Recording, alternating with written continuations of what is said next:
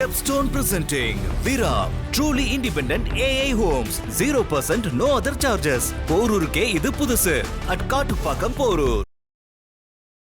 ஏன் கன்னடர்கள் தங்களை தமிழிலிருந்து பிறந்த கன்னட மொழிக்காரர்கள் அப்படின்னு ஏற்க மறுக்கிறாங்க? காவிரி நதிநீர் பிரச்சனையில் அவங்க தண்ணி கொடுத்து தான் நம்ம பிழைக்கிற மாதிரியும் அவங்க மென்டலி அப்படி தான் ப்ரிப்பேர் ஆகிருக்கனால நாங்கள் தமிழுக்கு கீழே என்றைக்குமே நாங்கள் இல்லை அப்படிங்கிறது அவங்க அந்த ஈகோ தான்.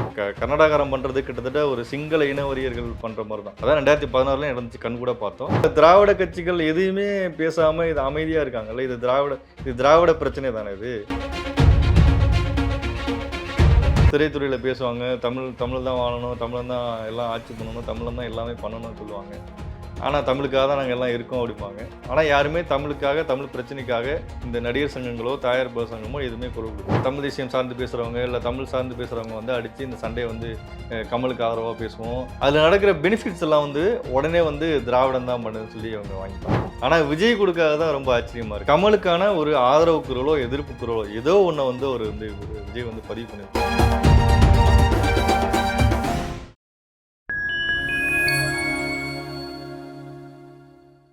நான் உங்கள் சங்கீதுகன். நம்ம சிறப்பு நிகழ்ச்சியில் நம்மோடு இணைந்திருக்கிறார் ஊடகவியலாளர் திரு லகரம் பிரபாகரன் அவர்கள். வணக்கம். வணக்கம். எப்படி இருக்கீங்க? நல்லா இருக்கும். நாம் தமிழர் கட்சியின் தலைமை ஒருங்கிணைப்பாளர் சீமான் அவர்கள், மக்கள் நீதி மையத்தின் தலைவர் கமல் அவர்கள் பேசிய கருத்து என்பது சரிதான்.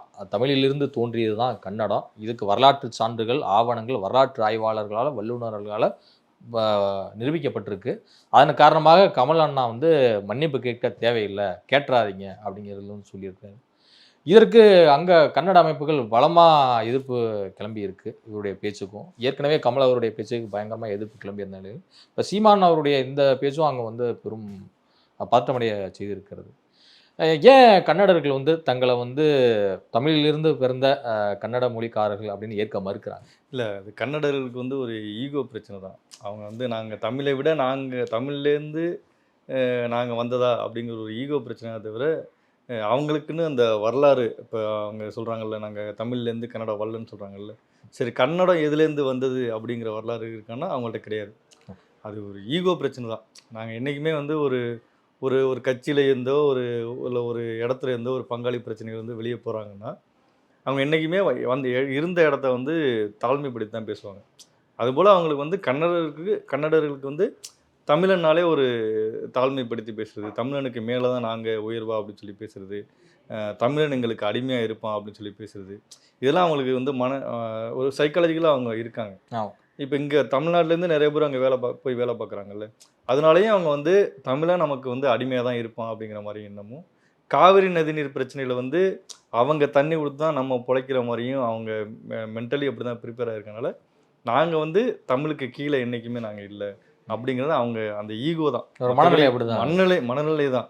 இப்போ அதில் அவங்களுக்கு வரலாறோ இல்லை அவங்க நாங்கள் கன்னடம் தனியாக உருவானதுங்கிற வரலாறோ அவங்கள்ட்ட கிடையாது. ஸோ இதுதான் அவங்க ஈகோ பிரச்சனை தான்.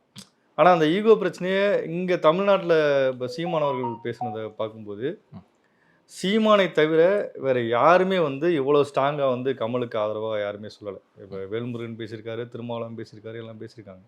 ஆனால் சீமான் மாதிரி இவ்வளோ ஸ்ட்ராங்காக யாருமே கமலுக்கு ஆதரவாக பேசினே கிடையாது.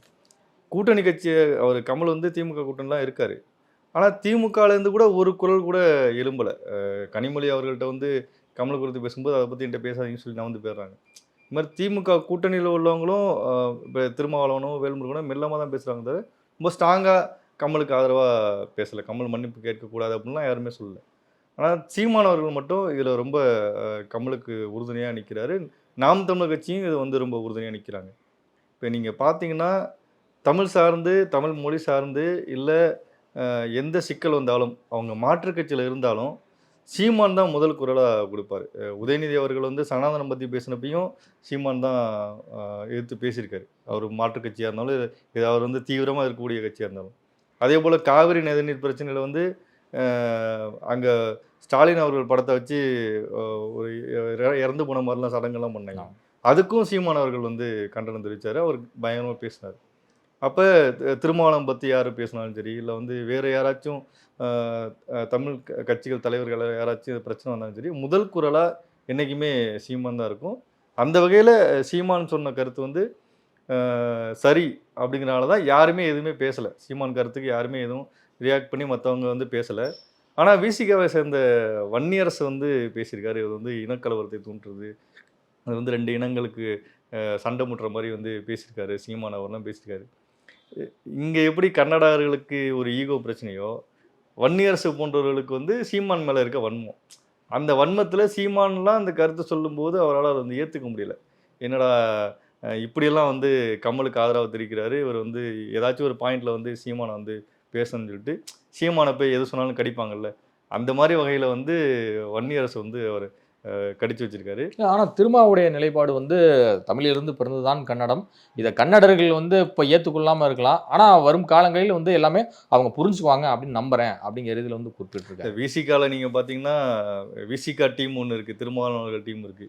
விசிகாலே திமுக டீம்னு ஒன்று இருக்குல்ல, திமுக ஆதரிக்கிற கருத்துக்களுக்கு கட்சி தலைவர் வந்து திருமா தானே, திருமா வந்து சொன்னா அது வந்து ஒட்டுமொத்த விடுதலை சிறுத்தைகளுடைய கருத்தா தானே பார்க்கல. அவரே பலமுறை புலம்பிருக்காருல, நானே பலமுறை சொல்றேன் யாரும் கேட்க மாட்டாங்கன்னு சொல்லி பலமுறை பேசியிருக்காருல்ல.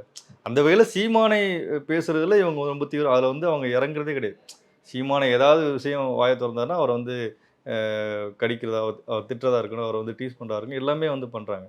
அதில் இந்த காவிரி நீர் பிரச்சனைகளை சீமானவர்கள் சொன்ன கருத்துக்கு அதை உள்வாங்கி என்னென்னா, நாங்கள் வந்து கேஜிஎஃப் படத்தை வெளியிட மாட்டோம், காந்தாரா படத்தை வந்து வெளியிட மாட்டோம் அப்படின்னு ஒரு வந்து இங்கே ஓடிச்சில் கேஜிஎஃப் படுத்து வந்துச்சுன்னா வெளியிட மாட்டோம் சொன்னார்ல. ஸோ அதை உள்வாங்கிக்கிட்டு இவர் வந்து இப்படியெல்லாம் இனக்கலவரத்தை தூண்டுறாரு அப்படின்னு மாதிரிலாம் பேசியிருக்காரு.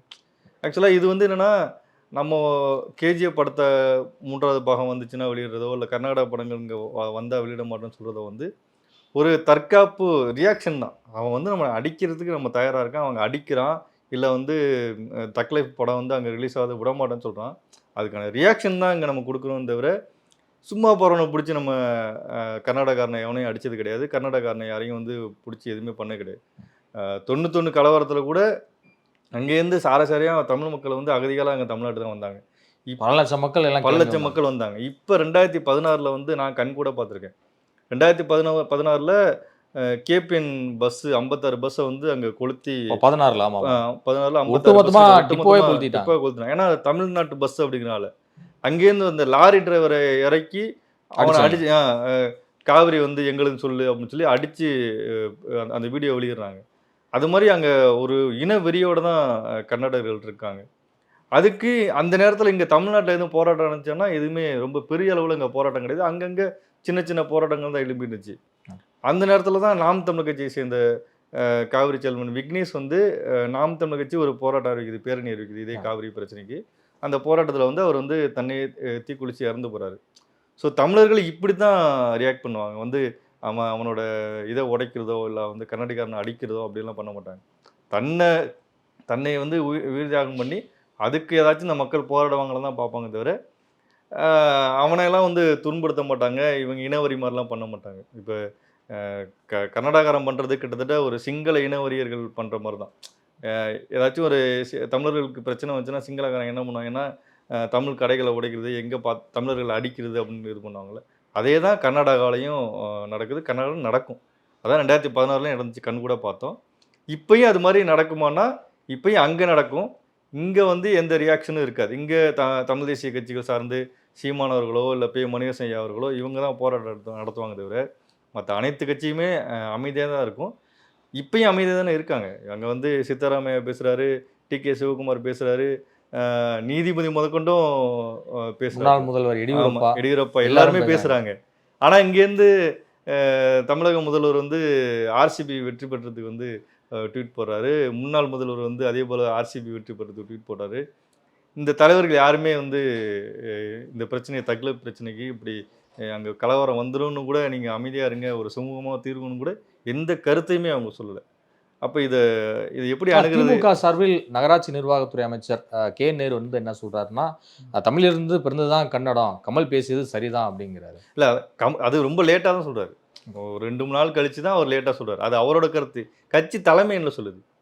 கட்சி தலைமை வந்து எதுவுமே முதன்மை செயலாளர் இருக்காரு அப்படிங்கும்போது அவர் சொல்றதும் கிட்டத்தட்ட தலைமையோட கருத்தா தானே. இல்லை இப்போ வந்து எல்லாத்துக்கும் கருத்து, தமிழுக்கு தான் நாங்கள் வந்து திராவிடத்துலேருந்து திராவிட மொழி குடும்பம்னு பேசுகிறாங்க, தமிழ்லேருந்து தான் மற்ற மொழிகள் தோன்றுன்னு பேசுகிறாங்க, திராவிடம் தான் எல்லாமே அப்படிங்க திராவிடம் பேசுகிறவங்க எதுவுமே பேசாமல் அமைதியாக இருக்காங்கல்ல. இப்போ திராவிடம் சார்ந்த பிரச்சனை தானே இது. தமிழ் மொழி திராவிடத்தோட அடிநாதம், கமல் அவர்கள் பேசியதும் அதுதான். தமிழிலிருந்து பிறந்ததுதான் கன்னடம். ம். நம்ம தென்னிந்தியர்கள் அனைவரும் ஒரே மொழி குடும்பத்தை சேர்ந்தவர்லாம் பேசினார். அப்படிதானே பேசுறாரு. ஆமா. இத்தனைக்கும் அவர் கூட்டணியில தான் இருக்காரு. இப்பதான் கூட்டணியில சேர்ந்தாரு. அப்ப திராவிட கட்சிகள் எதையுமே பேசாம இது அமைதியா இருக்காங்கல்ல. இது திராவிட பிரச்சனை தானே இது. ஏன் அமைதியா இருக்காங்க? திராவிட மொழி அறிவியல் ஆய்வாரிகள்லாம் இருக்காங்கல்ல. திராவிடர்களுக்குள் பிரச்சனை. திராவிடருக்கும் பிரச்சனை. இப்ப இவங்கெல்லாம் எல்லாருமே அமைதியா இருக்காங்கல்ல. இப்ப இதை நம்ம எப்படி பாக்குறது? ஸோ இவங்களுக்கு இவங்க சார்ந்து, அதாவது அங்கே தொழில் நடக்குது, திமுக சார்ந்த உள்ளவங்களுக்கு தொழில் நடக்குது, இல்லை வந்து வேறு எதுவும் பிரச்சனைகள் இருக்குதுனால தான் அதெல்லாம் அமைதியாக இருக்காங்க. மற்றபடி தமிழ் சார்ந்து என்ன பிரச்சனை வந்தாலும் நம்ம தான் குரல் கொடுக்கணும். தமிழ் தேசியவாதிகள் தான் பேசுவாங்க, தமிழ் தேசியம் சார்ந்த உள்ள கட்சிகள் தான் குரல் கொடுக்கும் தவிர இவங்க அந்த நேரத்தில் அமைதியாயிருவாங்க. மற்ற நேரத்தில் மட்டும்தான் நாங்கள் வந்து தமிழ்னு சொல்லி பேசுவாங்க. இதுவே பிஜேபி பேசியிருந்துன்னு வச்சுக்கிங்களேன், பிஜேபி சார்ந்த எதுவும் பிரச்சனை வச்சுருந்தீங்களேன், உடனே திராவிடன்னு சொல்லி குதிக்க ஆரம்பிச்சிருவாங்க. அங்கே தமிழ்லாம் வராது, அங்கே திராவிடன் குதிக்க ஆரம்பிச்சிருவாங்க. இதுதான் இவங்களோட திமுகவோட நிலைப்பாடு இருக்குது. இப்போ தேசிய கட்சிகளான காங்கிரஸும் சரி, பாஜகவும் சரி, அங்கே வந்து எப்படி நீங்கள் இது மாதிரி சொல்லலாம் அப்படின்னு சொல்லிட்டு ரொம்ப கொதிப்பில் இருக்கிறாங்க. ஆனால் இங்குள்ள ஆட்கள் வந்து பாஜக சார்பில் கிட்டத்தட்ட கன்னடாவுக்கு சப்போர்ட் பண்ணுற மாதிரி தான் எல்லாம் பேசிட்டு வராங்க. குறிப்பாக தமிழிசை அவருடைய கருத்து வந்து என்னன்னா, மன்னிப்பு கேட்பதில் என்ன தவறு அப்படிங்கிறாங்க. நயினார் நாகேந்திரன் வந்து தமிழ் வந்து வசந்த மொழின்னு பேசுங்க, முதல்வர் அதே மாதிரி பேசட்டும், அவரு கூட நான் சப்போர்ட் பண்றேன், ஆனா பிற மொழியை நீங்க தாழ்த்தி பேசாதீங்க அப்படிங்கிற குறிப்பிட்டு. இல்ல இங்க தமிழ் இந்த ஸ்டேட்மெண்ட் எல்லாம் உணர்த்துவது என்ன? இங்க தமிழர்களுக்கு என்னன்னா, இவங்க ஒரு கட்சியில சேர்ந்தாங்கன்னா அந்த கட்சியோட கொள்கையை அப்படியே உள்வாங்கி போயிடுவாங்க. இவங்க இந்தியனாவே மாறிடுவாங்க. இந்திய தேசிய கட்சியில இருந்தாங்கன்னா இந்தியனாவே போயிடுவாங்க. இல்லை கம்யூனிஸ்ட்ல இருந்தாங்கன்னா கம்யூனிஸ்ட் அவங்க வந்து உலக சர்வதேசம் பற்றி பேச ஆரம்பிச்சிடும். தேசிய இனம் அப்படிங்கிற வரையறுக்க வரும்போது வந்து பார்த்தீங்கன்னா தமிழ் இனம் அப்படின்னு தானே அடையாளப்படுத்தப்படுது. அதுதான் இவங்க நம்ம தமிழர்கள் இங்கே உள்ள கட்சியில் உள்ளவங்க அப்படி தான் பேசுவாங்க. ஆனால் கர்நாடகாவிலையோ இல்லை வந்து கேரளாவிலையோ இல்லை ஆந்திராவிலையோ முதல்ல அவங்க இனத்தை தான் முன்னிலைப்படுத்துவான். அதுக்கு பிறகுதான் வந்து நான் இந்தியன் அப்படிங்கிற இடத்துக்கு வருவான். தவிர அவன் எந்த அது காங்கிரஸ்ல இருந்தாலும் சரி, பாஜக இருந்தாலும் சரி, இல்லை கம்யூனிஸ்ட்ல இருந்தாலும் சரி, எந்த கட்சியில் இருந்தாலும் முதல்ல அவன் இனத்தை தான் அடையாளப்படுத்துவான். மலையாளினா மலையாளி தான் ஃபஸ்ட்டு, கன்னடானா கன்னடம் தான் ஃபஸ்ட்டு, தெலுங்குனா தெலுங்கு தான் ஃபஸ்ட்டு. ஆனால் இங்கே மட்டும்தான் தேசிய மொழிக்கு அவங்க உண்மையாக முன்னுரிமை கொடுப்பாங்க. இங்கே தேசிய கட்சியில் சேர்ந்துட்டாலே அவங்க வந்து தேசியராகிடுவார், தேசியத்தில் கரைஞ்சிடுறாங்க, இந்திய தேசியவாதியாக மாடுவாங்க. முதல்ல வந்து இந்தியன் தான், அப்புறம் தான் தமிழன் அப்படின்னு சொல்லி பேச ஆரம்பிச்சிருவாங்க. ஆனால் என்றைக்குமே வந்து இன அடையாளத்தோட முதல்ல பார்க்குறது தான் நீங்கள் இந்த எல்லா ஒட்டுமொத்த சமூகத்துக்கும் நல்லது. ஏன்னா அந்த இனத்தை நீங்கள் வந்து ஒரு அடிப்படை உரிமை, இனத்தோட உரிமையை பேசுகிறது வந்து ஒரு அடிப்படை உரிமை. இப்போ நீங்கள் வட இந்தியாலாம் போனீங்கன்னா முதல்ல அவன் இனத்தை தானே பேசுகிறான். ஒவ்வொரு ஸ்டேட்டுக்கு போனாலும் அவன் இனத்தை தானே குறிப்பிட்டு. அவன் நம்ம நார்த் இந்தியன்ஸ், வந்து நார்த் இந்தியாவுக்கு நம்ம போகிறோம், நம்மளை வந்து இந்தியனாக பார்க்குறான், மதராசின்னு திட்டுறான், இல்லை வந்து தமிழன்னு சொல்லி பேசுகிறான், அப்படி தானே பேசுகிறான். நம்மளை இந்தியன் சொல்லி நம்மளை அரவணைக்கிறானா? கிடையாது. இல்லை இதில் தமிழ்நாடுன்னு சொன்னா கூட அவனை பொறுத்தவரைக்கும் மலை பெரியார் பிரச்சனை. இப்போ வந்து சுடுதண்ணி எடுத்து மேலே ஊற்றுறான், நம்ம இந்தியன் சொல்லியா நம்மளை வந்து கூட அரவணைக்கிறாங்க. அதுதான் இப்போ காவிரி நீர் பிரச்சனைக்கு என்ன, நம்ம இந்தியாவில் ஒரே மாநிலம், நம்ம தண்ணி கொடுக்கலாம்னு சொல்லி கொடுக்குறாங்க. அவன் கன்னடம் என்னோட உரிமைங்கிறான், தமிழை நம்மளோட உரிமையை கேட்குறான். ஸோ இன ரீதியாக தான் அடுக்கணும். அதை நம்ம தமிழர்கள் வந்து அதை காலங்காலமாக நடக்கிறது தான், அது காமராஜர் காலத்துலேருந்தே உள்ளது தான். அதனால வந்து அந்த இன ரீதியாக அவங்க வந்து இங்கே போகாத பிரச்சனை தான் இது தொடர்ந்து வந்துகிட்டே இருக்குது. இப்போ வந்து நயினார் நாகேந்திரன் அப்புறம் இவங்க தமிழிசை சவுந்தரராஜன் சொல்கிற கருத்தெல்லாம் அதெல்லாம் பார்க்க முடியும். கமல் அவர்களுக்கு இவ்வளோ பெரிய பிரச்சனை வந்து நேர்ந்திருக்கு, ஒரு மிகப்பெரிய சிக்கல் எழுந்திருக்கு. ஆனால் இது குறித்து தமிழ் திரைப்பட தயாரிப்பாளர் சங்கமோ, தென்னிந்திய நடிகர்கள் சங்கமோ, வர்த்தக சபையோ எதுவுமே பேசாமல் கொஞ்சம் சைலண்ட்டாக இருக்காங்க. ஏன் அப்படிங்கிற கேள்வி வந்து பலருக்கும் எழுந்திருக்கு. அதில் வந்து முதலாளாக திரைத்துறையிலேருந்து தயாரிப்பாளர் கே ராஜன் தான் வந்து கமலுக்கு ஆதரவாக குரல் கொடுத்துருக்கிறாரு. கமல் பேசுனதுல ஒன்றும் தப்பே கிடையாது, அவர் வந்து சரியாக தான் வந்து பேசியிருக்கிறாரு, வரலாற்றில் இருக்கிறத சொன்னால் என்ன ஏற்றுக்கிறது தப்பு அப்படின்னு கேட்டிருக்காரு. தக் லைஃப் திரைப்படத்தை கர்நாடகாவில் அவங்க ரிலீஸ் பண்ணல, இன்னைக்கு ரிலீஸ் ஆயிடுச்சு, ரிலீஸ் பண்ணல, அதனால நம்ம வந்து ஜனநாயகம் திரைப்படத்தை நம்ம தடுக்கணும் அப்படிங்கிறதுல தான் பேசியிருக்காரு. இது சரியான வாதமா? இல்லை, என்னன்னா தமிழ் திரைப்பட தயாரிப்பாளர்கள் இருக்கட்டும், இல்லை தென்னிந்திய திரைப்பட தயாரிப்பாளர் சங்கம் இதெல்லாம் இருக்கட்டும், நடிகர் சங்கம் இருக்கட்டும், இது எல்லாமே முழுக்க தமிழர்களாக நிறைஞ்சிருக்கான்னா கிடையாது. கேரளாவில் வந்து அம்மாவாக இருக்கட்டும், கர்நாடகாவில் வந்து அது என்ன டோலிவுட் கன்னட சபை, தெலுங்கு இருக்கட்டும், இங்கே எல்லாமே வந்து அந்தந்த இனத்தில் உள்ளவங்க தான் அதிகமாக மெஜாரிட்டி வைப்பாங்க, அந்தந்த இனத்தில் உள்ளவங்க தான் வந்து முடிவுகளை எடுப்பாங்க. ஆனால் தமிழ்நாட்டில் உள்ள தலைமை பொறுப்பில் சொல்கிறீங்க, தலைமை பொறுப்பாக இருக்கட்டும், அதை முடிவுகளை எடுக்கிறதாகட்டும், அவங்க வேற இனத்துக்கு எதுவும் பிரச்சனை வரும் அப்படின்னா கூட தைரியமா எடுப்பாங்க. நம்ம இனம் தான் ஃபர்ஸ்ட். தெலுங்குனா தெலுங்கர்களுக்கு தான் முதல் உரிமை கொடுப்பாங்க. அதுக்கு பிறகுதான் மற்ற இனத்துக்கு அவங்க வந்து பேசும். மற்ற இனத்தை பத்தி பேசுறது ரொம்ப அரிதுதான். ஆனா தமிழ்நாட்டில் மட்டும்தான் மற்ற இனங்கள் வந்து பாதிக்கப்படக்கூடாது, மற்ற இனங்கள் இதனால வந்து எதுவும் சிக்கலாயிடக்கூடாதுன்னு சொல்லி இங்க உள்ள தமிழர்களே யோசிக்கிறாங்க. அதே நேரத்தில் இங்க எல்லாருமே ஒன்று மண்ணா எல்லாம் திரைப்பட தயாரிப்பு சங்கத்திலேருந்து எல்லா நடிகர் சங்கத்திலேருந்து எல்லாமே வந்து எல்லா இனமும் இங்கே வந்து இருக்கனால அதை பேசலாமா வேணாமான்னு இவங்களுக்கு ஒரு தயக்கம். ஸோ அந்த சிக்கலில் ஒரு இந்த யாதும் ஊரே யாவரும் கேளீர் மாதிரி அந்த முடிவு எடுக்கிறாங்க. ஆனால் ஒரு தார்மீக உரிமைன்னு ஒன்று இருக்குல்ல, இன உரிமைன்னு ஒன்று இருக்குல்ல. நீங்கள் இங்கே காவிரி பிரச்சனை அப்புறமேல ஸ்டெர்லைட் பிரச்சனைலாம் வந்து நடிகர் சங்கம்லாம் குரல் கொடுத்துருக்கு. அந்த நேரத்தில் வந்து பாரதி ராஜா இருந்தார்ல, ஒரு தமிழ் சார்ந்து உள்ள ஒரு தமிழ் உணர்வான உள்ள ஒரு பாரதி ராஜா போன்றவர்களும் இருந்தனால தான் அந்த வேற வழி இல்லாமல் இவங்க எல்லாம் அந்த முடிவு எடுக்க வேண்டியாச்சு. ஆனால் இப்போ யார் இருக்காங்க? இப்போ ஒரு வந்து ஆர்கே செல்வமணி இருக்காரு. ஆர்கே செல்வமணி வந்து அவரோட மனைவி வந்து ஆந்திராவில் அரசியல் பண்ணிட்டு இருக்காங்க, அமைச்சராக இருக்காங்க. அப்போ இப்போ அவங்க வந்து தமிழ் தேசிய சார்ந்தோ இல்லை தமிழ் சார்ந்த ஒரு முடிவு எடுக்க முடியுமா? இப்போ அவங்க பிஸ்னஸ் வந்து கர்நாடகாலையும் பிஸ்னஸ் பண்ணுறாங்க, இல்லை ஆந்திராலையும் பிஸ்னஸ் பண்ணுறாங்க. இப்போ அந்த முடிவு எடுத்தாங்கன்னா அவங்களுக்கு பாதிக்கும்ல. அப்போ இனம் சார்ந்து அவங்க வந்து இவங்க வரமாட்டாங்க. ஏன்னா இனம் சார்ந்து வர்றதுக்கு வந்து இவங்களுக்கு தொழில் ரீதியாக பாதிக்கிறவங்க தான் அப்படி பேசுகிறாங்க. குறிப்பாக இவங்க யாருமே வந்து தமிழுக்காக உண்மையாக நிற்கிறது கிடையாது. பேசுவாங்க, திரைத்துறையில் பேசுவாங்க, தமிழ் தான் வாழணும், தமிழன் தான் எல்லாம் ஆட்சி பண்ணணும், தமிழன் தான் எல்லாமே பண்ணணும்னு சொல்லுவாங்க. ஆனால் தமிழுக்காக தான் நாங்கள் எல்லாம் இருக்கோம் அப்படிம்பாங்க. ஆனால் யாருமே தமிழுக்காக, தமிழ் பிரச்சனைக்காக இந்த நடிகர் சங்கங்களோ தயாரிப்பாளர் சங்கமோ எதுவுமே குரல் கொடுக்காது. ஆனால் மற்ற மாநிலங்களில் அவன் மாநிலத்தில் எந்த பிரச்சனை வந்தாலும், அவன் மாநிலத்தில் அவன் இனம் சார்ந்து எது வந்தாலும் எல்லா அமைப்புகளும் ஒரே இடத்துல ஒரே கட்டத்தில் போய் நிற்கும். நீதிபதி முதற்கொண்டும் அந்த எண்ணத்தெலாம் இருக்காருன்னா பார்த்துங்க கர்நாடகாவில். அப்போ அதை இங்கே உள்வாங்கிக்கணும். அதுக்கு இங்கே உள்ள தமிழ் திரைப்பட தயாரிப்பாளர் சங்கத்தில் தமிழர்களை அதிகரிக்கணும். தென்னிந்திய நடிகர் சங்கத்தில் வந்து தென்னிந்திய நடிகர் சங்கம் பேரையும் மாற்றினா தான் நல்லாயிருக்கும். அந்த நடிகர் சங்கத்தில் தமிழர்கள் வந்து அதிகமாக இருந்தாங்கன்னா வாய்ப்பு இருக்குது, தமிழ் சார்ந்து குரல் கொடுக்கறதுக்கு வாய்ப்பு இருக்குது. தமிழர்கள் வந்து திராவிடர்கள்னு சொல்லலாம், அது எந்த தப்புமே கிடையாது. திராவிடர்கள் தான் தமிழர்கள், தமிழர்கள்லாம் திராவிடர்கள், ரெண்டுமே ஒன்று தான். சில பேர்லாம் வந்து பார்த்தீங்கன்னா தமிழர் அப்படின்லாம் சொல்லி கூட எழுதுறது பேசுறதெல்லாம் வந்து நம்ம வந்து பார்க்குறோம். ஸோ அப்படி பார்க்கும்போது இப்போ திராவிடர்களுக்குள் பிரச்சனை அப்படின்னா அதை குறித்து பேச வேண்டிய அமைப்புகளும் இயக்கங்களும் ஏன் சைலண்ட் ஆகி போயிடுச்சு? அதுதான் இந்த ஒரு சிலர் குரல் கொடுத்துருக்காங்க, இல்லைன்னு மறுக்கல. பட் பெரிதாக எதுவுமே இம்பாக்ட். சுபவீர பாண்டியெல்லாம் வந்து பயங்கரமாக வந்து திராவிடம் சார்ந்து எது பிரச்சனைனாலும் அவர் தான் அந்த திராவிடத்துக்கு விளக்கம் சொல்றதெல்லாம் பயங்கரமாக பேசிகிட்டு இருப்பார். அவங்கெல்லாம் இப்போ எல்லாருமே சைலண்ட் மோடில் போயிட்டாங்கன்னா இது வந்து தமிழன் போய் நம்ம போய் அடிச்சுக்குவோம். தமிழ் தேசியவாதிகள் போய் நம்ம போய் அடித்து தமிழ் தேசியம் சார்ந்து பேசுகிறவங்க இல்லை தமிழ் சார்ந்து பேசுகிறவங்க வந்து அடித்து இந்த சண்டையை வந்து கமலுக்கு ஆதரவாக பேசுவோம், அதுக்கு பிரச்சனைனாலும் போராடுவோம், வழக்குகள் வாங்குவோம், எல்லாம் பண்ணுவோம். அதில் நடக்கிற பெனிஃபிட்ஸ் எல்லாம் வந்து உடனே வந்து திராவிடம் தான் பண்ணுதுன்னு சொல்லி அவங்க வாங்கிப்பாங்க. அதில் நடக்கிற போராட்டத்தில் நடக்கிற பெனிஃபிட்ஸ்லாம் இருக்குல்ல, அதில் உள்ள வெற்றி இருக்குல்ல, அதை வந்து எல்லாமே திராவிடம் தான், திராவிடம் இல்லைன்னா உங்களால் போராடி இருக்க முடியாது, திராவிடம் இல்லைன்னா நீங்கள் எதுவுமே பண்ணியிருக்க முடியாது அப்படின்னு அடிபடுறதெல்லாம் தமிழனாக இருப்பான். அதுலேருந்து நடக்கிற இந்த கனிகள் எல்லாத்தையுமே வந்து பழங்கள் எல்லாத்தையும் பறித்து அவங்க சாப்பிட்டுக்குவாங்க. இதுதான் இவங்களோட விஷயம். அதனால தான் இப்போ அவங்க ஏதாச்சும் பேசுனாங்கன்னா அவங்களுக்கு சிக்கலாகும்.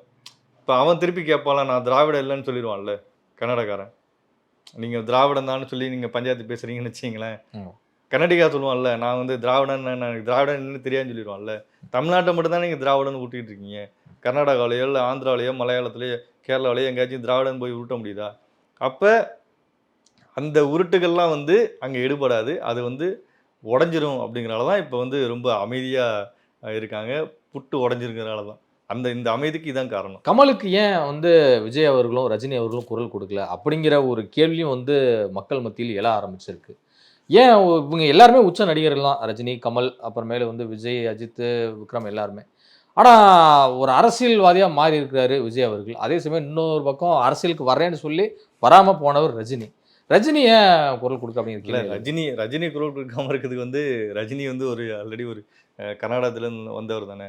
அதோட அடுத்து படம் கூலி படம்லாம் ரிலீஸ் ஆகணும். அப்போ அதனால் வந்து ரஜினி குரல் கொடுக்க வாய்ப்பே கிடையாது.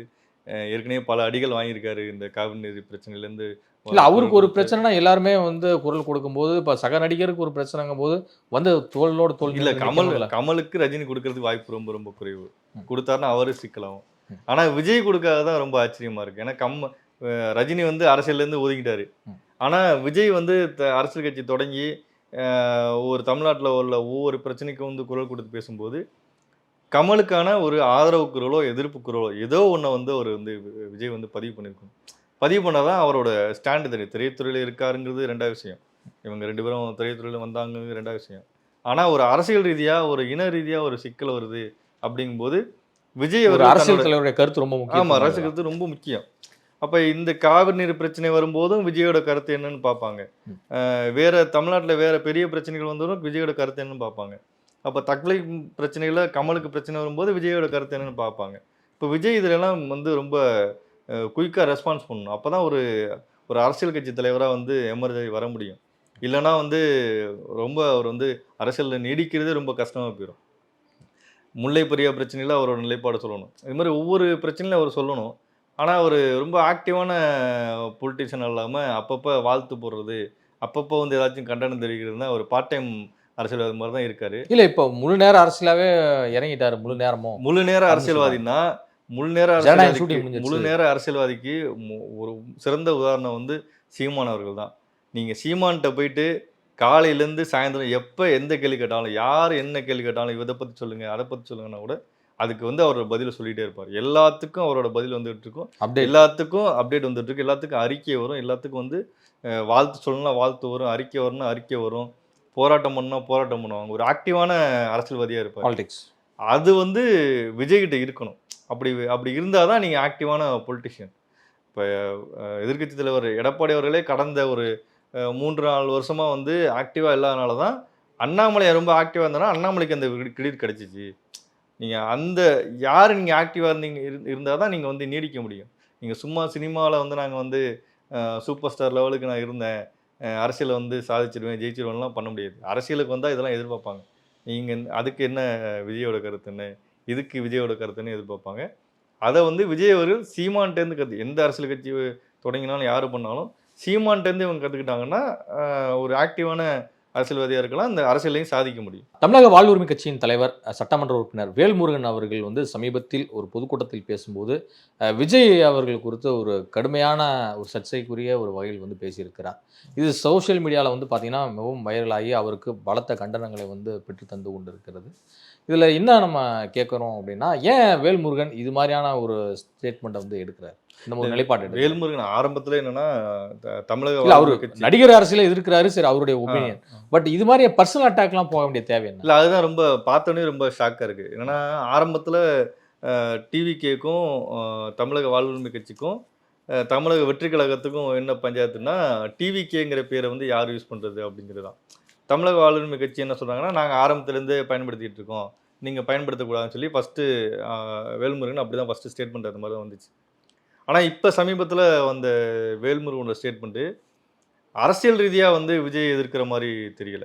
ஓகே, இது வந்து திமுகவோட இன்னொரு அஜெண்டாவை தான் பார்க்க முடியுது. என்னென்னா விஜய் அரசியலுக்கு வந்ததுக்கு பிறகு விஜய் பெரும்பான்மையான ஓட்டுகள் வந்து பெண்கள் ஓட்டு தான் அவருக்கு வந்து போகிறதுக்கு வாய்ப்பு இருக்குது. வீட்டில் எந்த பெண்கள் இருந்தாலும் பெரும்பான்மைகளுக்கு பெண்கள் ஓட்டு தான் அவருக்கு வந்து விழுறதுக்கு வாய்ப்பு இருக்குது. ஜெயலலிதா அவர்கள் ஆட்சி காலத்தில் இருந்த போய் சரி, ஜெயலலிதா உயிரோடு இருந்தப்பையும் அதிமுகவுக்கு பெண்கள் ஓட்டு பெரிய பலம் இருந்துச்சு. பெண்கள் ஓட்டு பற்றி யாருமே வந்து கண்டுக்க மாட்டாங்க. ஆனால் பெண்கள் ஆதரவாலை பயங்கரமாச்சு. ஏன்னா நம்ம நம்ம பெண் சார்ந்து ஒருத்தவங்க ஆளுமையாக இருக்காங்கிறதா நிறைய பேர் வந்து ஜெயலலிதாவுக்கு வந்து ஓட்டு போட்டாங்க. ஜெயலலிதா அம்மா உயிரோடு இருக்க வரையும் பெண்கள் ஓட்டு அங்கே இருந்துச்சு.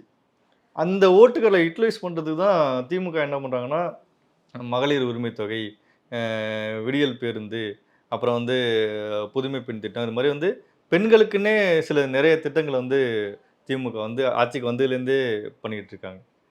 அப்படி ஆட்சிக்கு வந்ததுலேருந்து பெண்களுக்குன்னே பெண்கள் ஓட்டுகளை கவர்றதுக்காகவே பண்ணிகிட்டு இருக்கும்போது திடீர்னு விஜய் வரும்போது அந்த பெண்கள் ஓட்டெல்லாம் வந்து விஜய் பக்கம் திரும்புறது வந்து திமுகவால் ஏற்றுக்க முடியல.